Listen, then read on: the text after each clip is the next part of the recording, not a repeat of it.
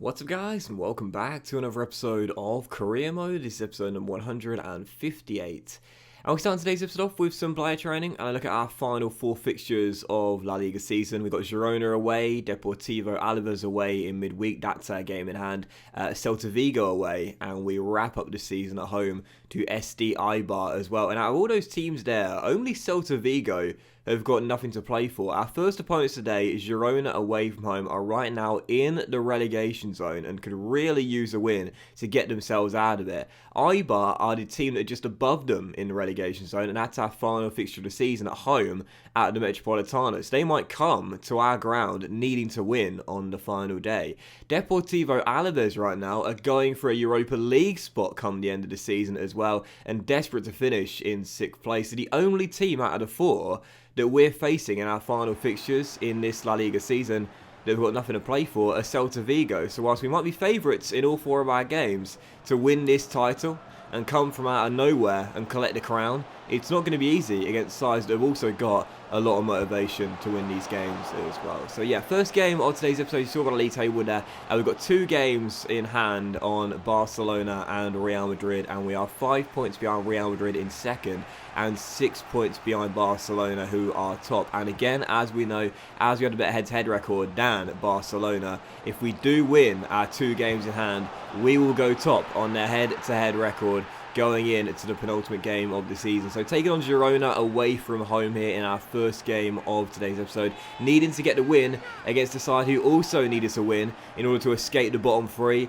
It was going to be a battle of who wanted it more tonight, and we took the lead 21 minutes in. It was a lovely little goal as well. Had a good chance from Shaw earlier, but for this one, Ricky just sidestepped his man there with a double step over. Really nice bit of skill. Lovely through ball, and Jadon Sancho gets the goal. His third in La Liga since joining us in the January transfer window, and this is what we signed him for, to be the difference maker.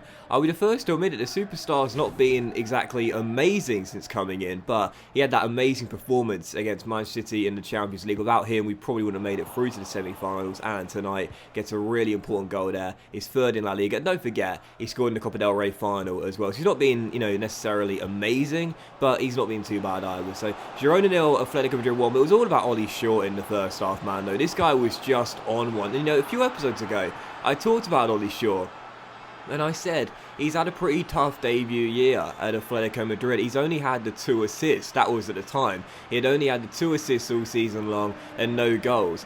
Well, since then, he's scored his first 3 goals in professional football, assisted a goal in the Copa del Rey final, and got a couple more as well. And he got one there to make it 2-0 as Ivan Toney gets another.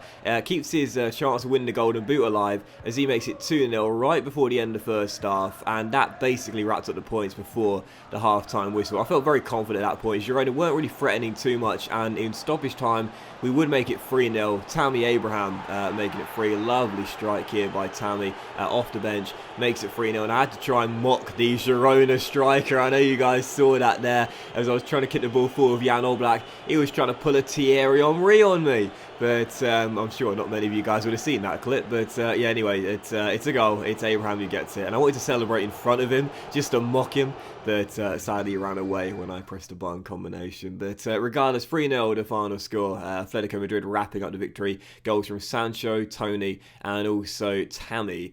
As we get a big win by 3-0. So despite going out in midweek against Inter Milan in the Champions League, I was obviously, pretty heartbroken about that. I thought we were going to do it. I really did. I thought this year was going to be the year we reached the Champions League final. Not sure about winning it, but I thought we were going to reach the final. Knocking out Roma, my former team, in the round of 16, beating Man City in the quarterfinals as well. I thought this year we were going to get to the Champions League finals. It was heartbreaking to lose in the semis. Having said that, what a response. Girona away, tough test there against a side desperate to stay in La Liga, but to win by 3-0 and play some really good football too. That was a great performance. So we cut the gap on Barcelona to 3 points, on Real Madrid to 2 points, and it means heading into this game on Wednesday night here, with neither Real Madrid or Barcelona playing, if we were to win this game away against Deportivo Alaves, trying to stay in a Europa League spot, we would go top of La Liga. So 15 minutes in, I had to make sure we would take the first chance of the games. I didn't know how many more we would get. And once again, it was Ollie Shaw. What a turnaround he's had in form in recent weeks there. Storming down left-hand side. I love the fake shot to buy him a little bit of space there and split two defenders. Peg it back towards João Felix. Lovely couple of touches. And then bang into the roof of the net with the weaker left foot for goal number 18 in La Liga for our number 7 this season. And I said it will be disappointing if he doesn't win the Golden Boot come the end of the campaign. That's not going to happen now. It seems like Tony is odds-on favourite to win it, but he still had a good season though, João. 18 goals in La Liga, averaging more than 1 goal every 2 games. He still had a really solid season as he makes it 1-0 there and gives us one of his most important goals of the season. So Deportivo Alaves 0, Atletico Madrid 1. We almost doubled our lead right before the break, but Bernd Leno playing for Alaves made a couple of really good saves here. First to deny Viktor Zaygankov after he cut inside from the left, not once but twice. His speculative effort from 25 yards was tipped over the bar by the German as we were still leading by a goal to nil in the first half where the hosts hadn't really done anything. And in the second half, 54 minutes into the game, as we win the ball back here through Jadon Sancho, there was some concern. Sancho scored in the last game against Girona. Like I said, has been pretty decent since coming in, if not amazing. Hits the deck after an awkward landing and stays down as well. He would complete the game, but he wouldn't shake off the injury. Alaves' only chance fell here from a corner, which Oblak saved and turned behind for a corner. And that was how the game would finish. Final score, Deportivo Alaves 0, Atletico Madrid 1. João Felix's early strike gives us the 3 points. And that means Atletico Madrid, after months of playing catch-up, have caught up and leapfrogged Barcelona and gone top of the table. It's been several months since we've been close to Barcelona in terms of points, but now with 2 games to go after an unbeaten streak of 17 games, we've gone top of La Liga on their head-to-head record, and that means with 2 games to go, win them both and we'll be crowned champions of La Liga. So yeah, absolutely buzzing about that. Wasn't buzzing about this though. Sadly, the Jadon Sancho injury was a bad one. He broke his toe and he's going to be out for 2 months, which means we won't see Sancho for the remaining 2 games this season. So gutted about that. Sancho again has come in and done pretty well. 3 goals and 3 assists in 16 La Liga games, averaging a 7.6. In the Copa del Rey, he scored in the semi-final tie, his first goal against Leganes in the first leg. That was his first goal for the club, and also scored in the Copa del Rey final as well. So yeah, pretty gutted Sancho's going to miss the final 2 games of the season. Hopefully we won't need him, but either way, sad to see that. But for us to come back from 13 points and be top of La Liga with 2 games to go, absolutely buzzing about that. And again, I can only remember coming back to win the title from a deficit of around that similar amount of points. And that was during my Millwall, Napoli, Spurs and Millwall career mode back in FIFA 14. I can't remember the exact deficit. I think it was around 15, maybe 16 points. We were behind Juventus and we joined Napoli midway through the season and we overcame that deficit to win the title on the final day.